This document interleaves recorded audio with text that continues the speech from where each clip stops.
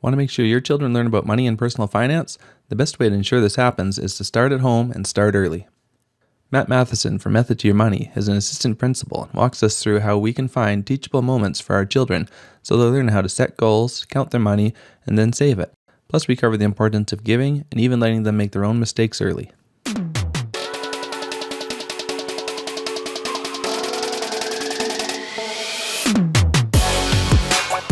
Welcome to the MapleMoney Show, the podcast that helps Canadians improve their personal finances to create lasting financial freedom.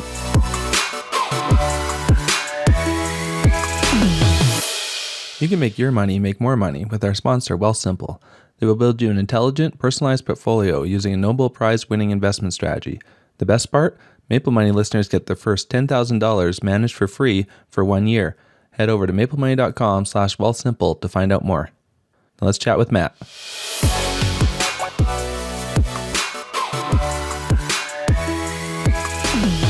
Hi, Matt. Welcome to the Maple Money Show. Hey, Tom. Thank you so much for having me. Appreciate it. So we're both married with two children. So I wanted to have you on so we can kind of talk about how to deal with your kids and teaching them about money. I'm interested in your thoughts on this as we go, because even as a personal finance guy, I wonder if maybe I'm dropping the ball on this myself. I've teach them about saving and such, but I don't know if I'm doing as good as I could. So let's go through this. Sort of, where did you first start talking to your kids about money? Well, so a little bit of backstory. I had no background in personal finance, and kind of through, my early years of marriage and my wife kind of giving me some gentle nudges to learn a little bit more about it, I started to take a real interest in it, and it just kind of exploded. Got started reading a ton of books. One of the books that I read really early on was Total Money Makeover by Dave Ramsey. Mm-hmm. And so he talks quite a bit in his book about, changing your family tree and teaching your kids the principles of personal finance to help them win with money. And so in his book, he talks about having 3 jars. So you have a give jar, you have a save jar, and you have a spend jar. And he talks about, whatever your kids get paid for their jobs. He's not a big proponent of an allowance just for existing. He pays his kids, based on a commission is the term that he uses. So if they do work, they get paid. But whatever they get paid, first a little portion goes into the give jar. Second portion goes into the save jar, and then the final portion goes into the spend jar. So my wife and I, we were chatting about this, both having taken an interest in personal finance, and we knew when we had kids we were gonna kind of start doing this. And so when our daughter turned, what was she? I think she turned 4. Was when we kind of started the actual jars. And that just opened up the door to a ton of money conversations. And one of the biggest things that I'm a huge proponent of is, so I'm a teacher, and I know kids do not learn, sitting in their desks with a teacher, wagging their finger at them, telling them everything that they need to know. That's not how it's not how people learn. So I'm a huge proponent of taking advantage of real life experiences. I call them teachable moments, and using those real life experiences to teach kids about money. So once we started doing the different jars, the different containers, and even before that, just because of the way we were wired to think about money, we were having conversations with our daughter about, what it meant to give, why we give. We talked about so we're Christians, so we talked about the fact that, God has really blessed us. And so it's our responsibility to give back to others, to help others out. We talked about why it's important to save. You can spend money now on a little treat, a little candy or something like that. Or if you don't spend now, you can wait and you can save up, and then you can buy something bigger and something better. So in a 3 or 4 or 5-year-old way, we're talking about opportunity cost, right? If you buy something now, you're giving something up later. If you pass on buying something now, you have the opportunity to buy something later. So little things like that. The conversation piece is is massive when it comes to teaching kids about money and being intentional about having those conversations. Yeah, I like what you said about the teachable moments. I guess I probably do that more often than I realize. But one spot where I am dropping the ball then is my kids have piggy banks, one jar basically, and so they get the idea that they can work, they can do some extra chores beyond the usual, and we'll pay them extra money. They might get $1 for, I don't know, picking up around the yard or something like that. Yeah. And they worked really hard. I was quite proud of them to save up for a Wii U at the time. And so they've learned that they can earn, they can save, but it all went to spending. So I'm also a Christian. We go to church, and they really like putting that envelope in the tray. So I've got to I'm going to have to circle back and explain to them more about what that actually does. It doesn't just buy the snacks they like to get after church. Yeah, totally. But that's those teachable moments, right? And another one we did with our daughter to kind of like build her giving muscle. It was we did like the Operation Christmas Child shoe boxes. And so I'm not sure if you're familiar with that, but like the little shoe boxes, Samaritan's Purse sends overseas to a child in need. And so, we went to the dollar store and we bought things, and my daughter, she brought her money that had been put into her give container, and she used that money to buy the things. So she's really making that connection between like, this is my money. I worked for this money, but now I'm giving this money to someone who needs it and is less fortunate than me. And I mean, giving. I mean, you get such a great feeling of joy from giving, but it is a discipline. When I look around at, people in our neighborhood, and my wife and I are driving by, and we're like, how are they able to afford all of that? Like, what are they? And then you think, well, maybe they're not giving, right? Maybe generosity is not as big a piece for them. And for our kids, we just really want to impress that upon them, just because I'm a huge believer in the more free you are with your giving, the more free you are with your money. That really, like, if I want to know what my relationship with money is, all I have to look at is what my attitude is as I'm giving. If I'm like, kind of have this nasty attitude, like, oh, I don't really want to do this, but I know I have to, or I should, and I'm giving, then I know that, I'm not in a good place when it comes to my relationship with money. It's starting to get a hold of me. And I mean, in the personal finance world, the whole thing is, financial independence, right? And we take that solely to mean, you've got enough money, you got 25x or whatever, your expenses, so you don't have to work anymore.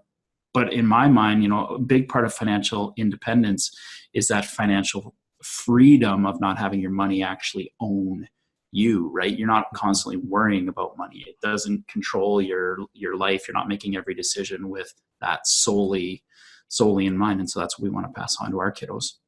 Yeah. With the jars that you're doing, do you use this as sort of one of these teachable moments to teach about budgeting as well? Do they sort of understand that concept?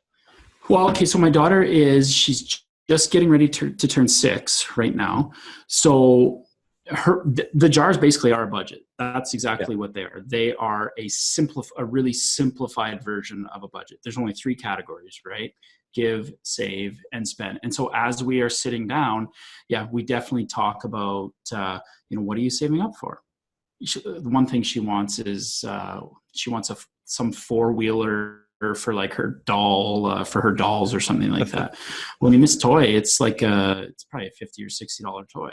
Yeah. She's got that in her mind, and she's saving up for that. So every week when she gets paid, we count her money oftentimes, because she wants to know, like, how far away am I from this goal? As she gets older, I think what we'll end up doing is we'll end up giving her more money than she's just actually like earned from her chores around the house.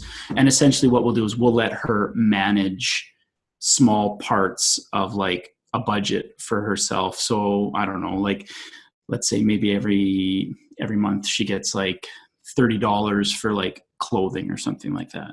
Yeah. Right. And so she gets to decide, do I want to wait 3 months to buy a new pair of jeans, or do I want to buy that $30 shirt this month and then not have the money for jeans? So I think we'll give her an opportunity to manage larger sums of money. And I mean, we would have to buy her the clothes anyways.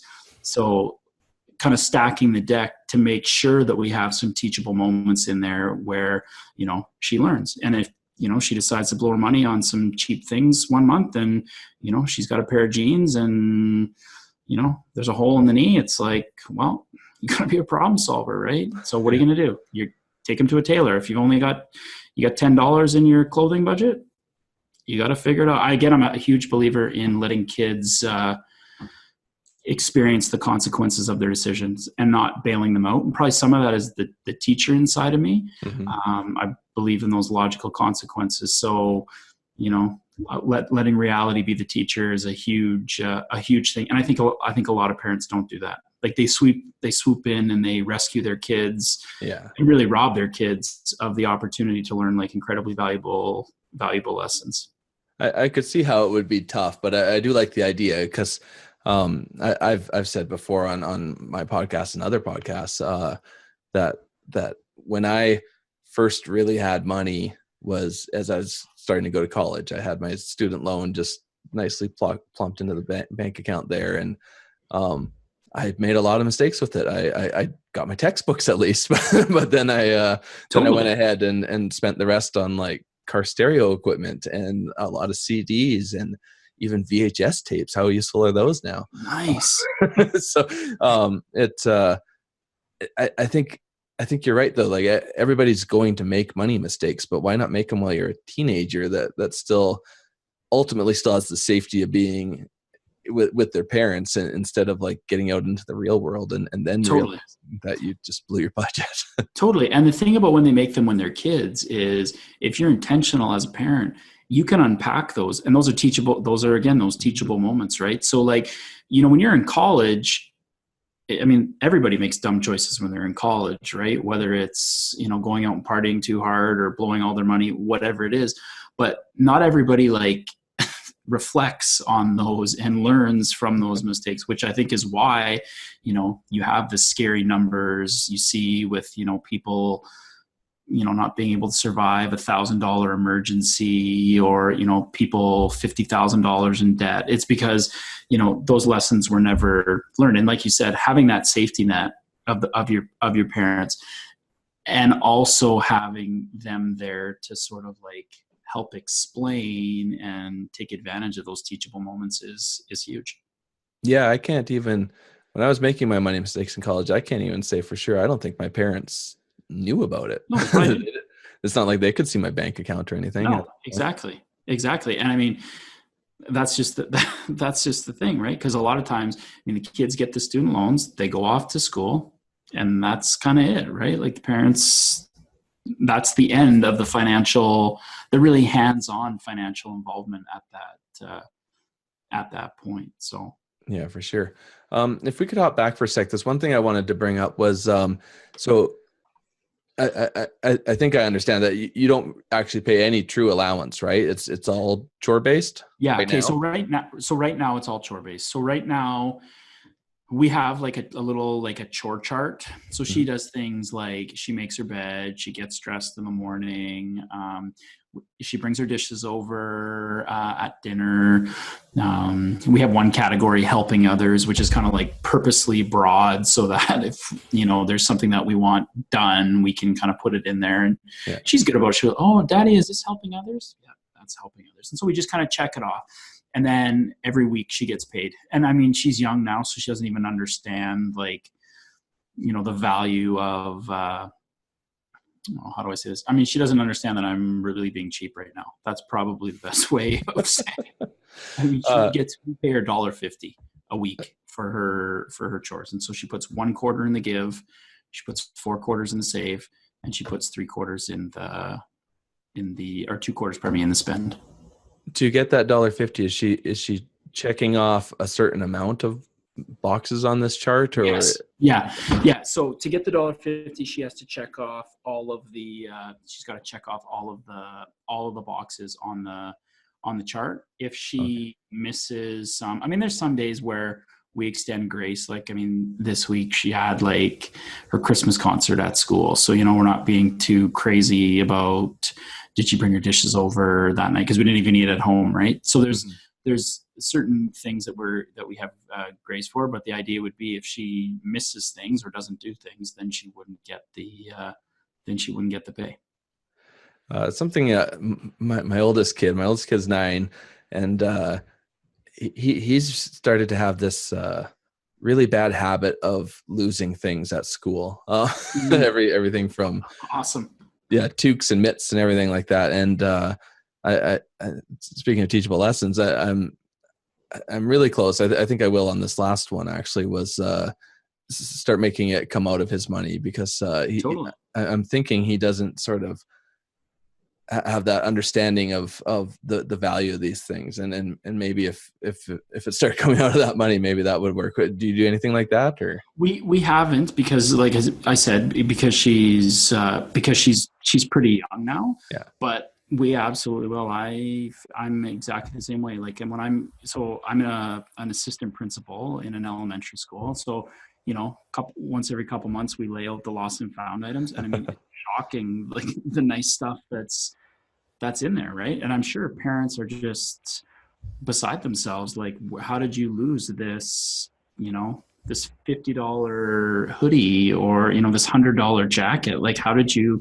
where did it go, right? And so yeah, I totally no, I'm a huge believer in that. Again, that's that logical consequence piece, right? It's like, this is yours, we bought it for you, but it's your responsibility to look after that. And if you're not going to look after it, then there are consequences. And again, it's not being mean or a jerk. You're being kind.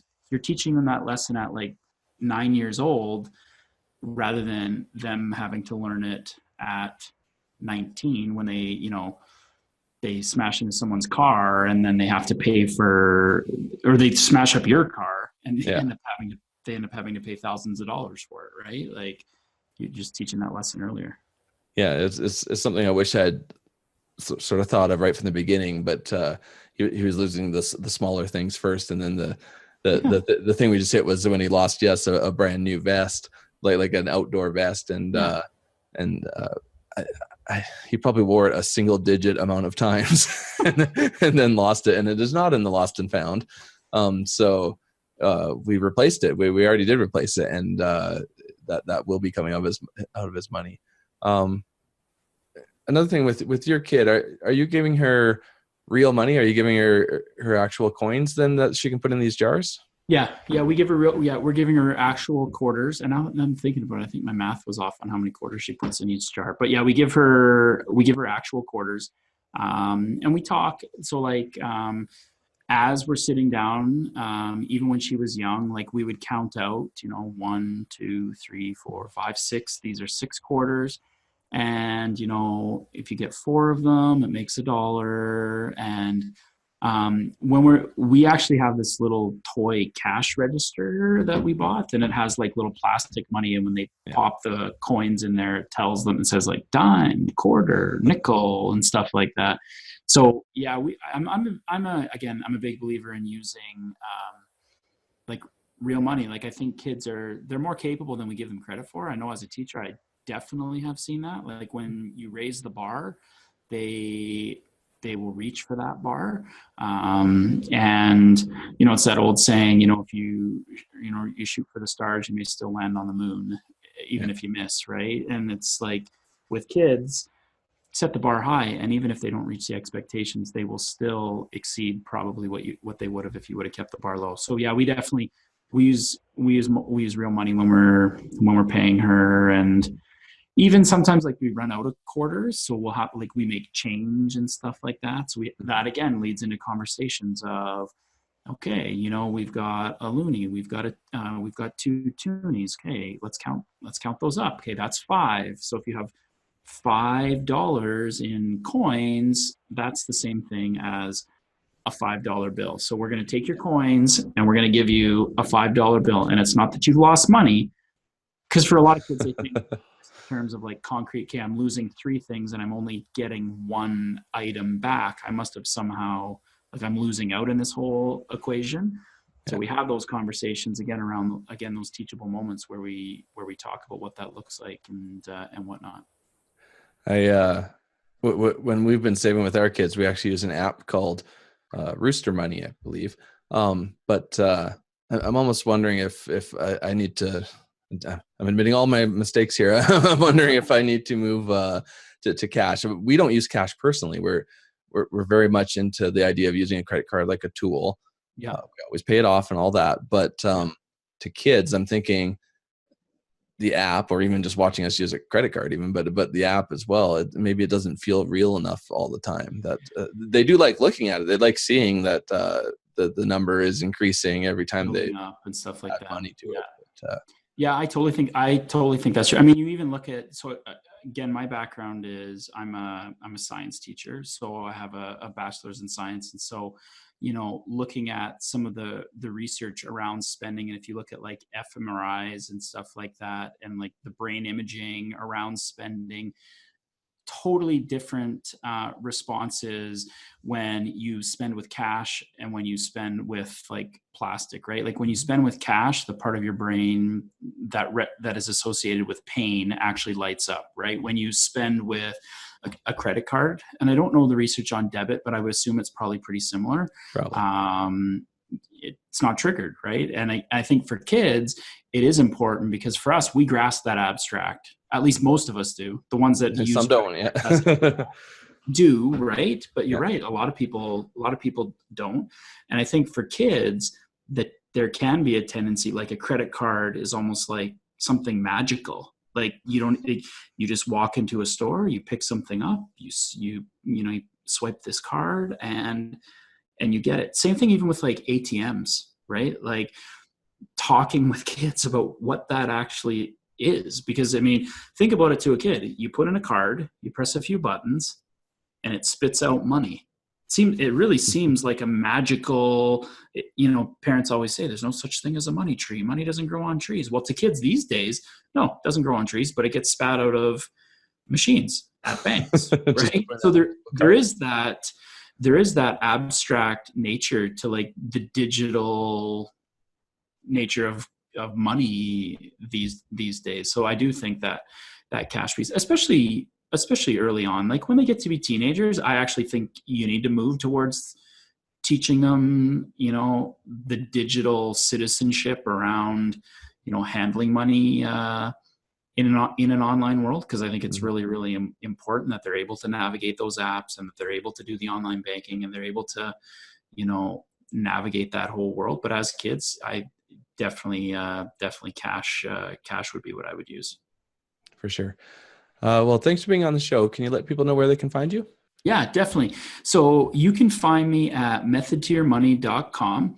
I blog there and check out my stuff. I actually have a free course all about teaching kids about money. So if you're interested, you can hop over there. It's a free course. You can check it out. And if you have any questions or comments, check out my stuff. You can drop me a line. I'm on Twitter, Facebook. I'd be happy to chat with you. Sounds great. Thanks for being on the show. Okay, thanks a lot, Tom. I appreciate it. Thanks to Matt for sharing how he teaches his children about personal finance. You can find show notes for this episode at MapleMoney.com/Matt Matheson. If you know someone else with kids that could learn from this episode, please share the link with them. Simply tell them to head over to MapleMoney.com/show, where they can find all the episodes there. Thanks for listening. Next week we'll have another episode geared towards those of us with kids. So make sure you come back next Wednesday.